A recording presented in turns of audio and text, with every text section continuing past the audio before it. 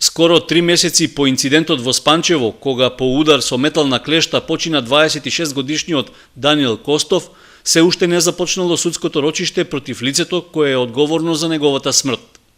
Семејството на починатиот добило информации од роднини и пријатели дека обвинетиот за убиството е пуштен од притвор и е забележан како слободно се шета низ селото. Костови реагираат што судската постапка се одвивала бавно, па одговор побарали и во основниот суд во Кочани. Уидуваме кај на судика, она што го водела делото, она не на нас кажува дека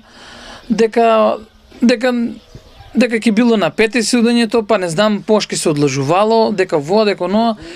И ние сме незадоволни зашо убиството погреб беше на 31 јануари, а уште 3 месеца поминаа зашо не сме излезени на судење. Што се толку да влечува работата, зашо се толку чека у судството? Костов се сомнева оти некој го штити лицето кое го убило неговиот брат, иако против него има основано сомнение од историло кривично дело за нанесување тешки телесни повреди со смртни последици.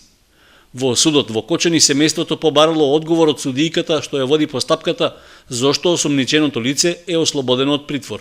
Ние прашаваме зашо е он на слобода и кој го таа одлука донесе. Она вика јас сум судика. Не си ти викам, а кој го тоа дозволи? Он у Облишево на 17 кој донесен на распит од Прилеп.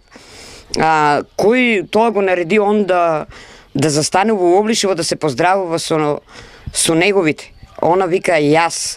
Настанот во кој почина 26-годишниот Даниел од Спанчево се случил кон крајот на јануари по банална кавга меѓу него и 40-годишниот ГН од истото село.